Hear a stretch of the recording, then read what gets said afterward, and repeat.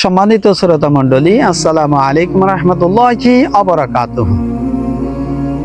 আশা করি আল্লাহ রাব্বুল আলামিনের দয়া এবং মেহেরবানিতে সকলেই ভালো আছেন। আমাদের আজকের আলোচনার মূল টপিকটি হলো এই যে আলেমদের সম্মান এবং মর্যাদা সম্পর্কে আল্লাহ রাব্বুল আলামিন সূরাতুন নিসার 59 নম্বর আয়াতে আল্লাহ পাক ইরশাদ করেন, ইয়া আইয়ুহাল্লাযীনা আমানু, হে ঈমানদারগণেরা, আতিউল্লাহ, তোমরা আল্লাহর আনুগত্য করো, ওয়া আতিউর রাসূল, এবং রাসূলের আনুগত্য করো, ওয়া উলিল আমরি মিনকুম, এবং তোমাদের মধ্যে যারা জ্ঞানী, যারা আলেম, যারা শায়েখ, যারা ইসলামী স্কলার যারা আছে তাদের তোমরা আনুগত্য করো। তবে আলেমদের আনুগত্য করার ক্ষেত্রে আল্লাহ রাব্বুল আলামিন নির্দেশ প্রদান করেছেন যে সকল আলেমেরা কোরআন সুন্নাহ অনুযায়ী দিক নির্দেশনা দেবে সেই সমস্ত আলেমদের আনুগত্য করা, তাদের কথা মতো চলা আল্লাহ তাআলা ফরজ আইন করে দিয়েছেন। সুতরাং আলেমদের সম্মান এবং মর্যাদা আল্লাহ তাআলা আকাশচুম্বী করেছেন। আল্লাহ রাসূল সাল্লাল্লাহু আলাইহি ওয়াসাল্লাম তিনি বলেন, আমি হলাম খাতিমুন নাবিয়্যিন, অর্থাৎ সমস্ত নবী রসুলগণের সর্বশেষ নবী রসুল। সুতরাং আল্লাহ তাআলা কিয়ামত পর্যন্ত আমার পরে আর কোনো নবী রসুলগণ দুনিয়ায় পাঠাবেন না। সুতরাং আমার ওফাতের পরে আমার উত্তরসূরি হবে ওলামায়ে কেরাম। যে ব্যক্তি ওলামায়ে কেরামদেরকে মহব্বত করলো, যে ব্যক্তি আলেমদেরকে ভালোবাসলো, সেজন্য আমি রসুলুল্লাহকে ভালোবাসলো।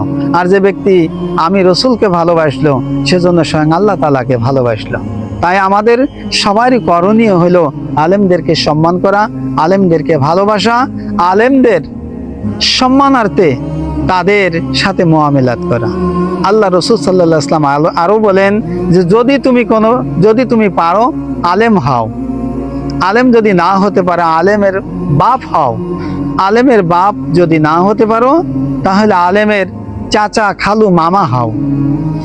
সেরকমের যদি না হতে পারো তাহলে আলেমদেরকে তুমি বন্ধু হিসেবে গ্রহণ করো, আলেমদের সাথে ওঠা বসা করো। কেননা যাদের সাথে দুনিয়াতে সম্পর্ক থাকবে ভালো, যাদের সাথে বন্ধুত্ব সম্পর্ক থাকবে ভালো, কিয়ামতের ময়দানে অর্থাৎ হাসর নাসর হবে তাদের সাথে। সুতরাং কোনো ব্যক্তি যদি আলেমকে মহব্বত করে, আলেমকে যদি ভালোবাসে, কিয়ামতের ময়দানে আল্লাহ সুবহানাহু ওয়া তাআলা আলেমদের সাথে তার হাসর নাসরের ব্যবস্থা করবে। সুবহানাল্লাহ। এই জন্য আলেমদের সম্মান এবং মর্যাদা আল্লাহ নবী আকাশচুম্বী করেছেন। আমাদের সমাজে আলেমদেরকে আমরা অনেকেই সম্মান করতে জানি না, তাদেরকে শ্রদ্ধা করি না, তাদেরকে আমরা অবহেলিত, অপমানিত আমরা করি। আসলে এটা ইসলামের সম্পূর্ণ লঙ্ঘিত কাজ। এই জন্য আমাদের করণীয় আলেমদেরকে মহব্বত করতে হবে, আলেমদেরকে ভালোবাসতে হবে। সুতরাং যে ব্যক্তি আলেমদেরকে ভালোবাসবে সেজন্য স্বয়ং রাসূলুল্লাহকে মহব্বত করলো। তাই আলেমদের সম্মানার্থে আমাদের সকলেরই করণীয় হলো আলেমদের সাথে মিলে চলা, আলেমদের ত্রুটি বিচ্যুতি হলে সংশোধনের উদ্দেশ্যে সামনাসামনি সমালোচনা করা যে ভাই আপনার ভিতরে ত্রুটিটা আছে, আপনি সংশোধন হয়ে যান। কারণ আলেমরা তো আর ফেরেশতারা না, আলেমরা মানুষ।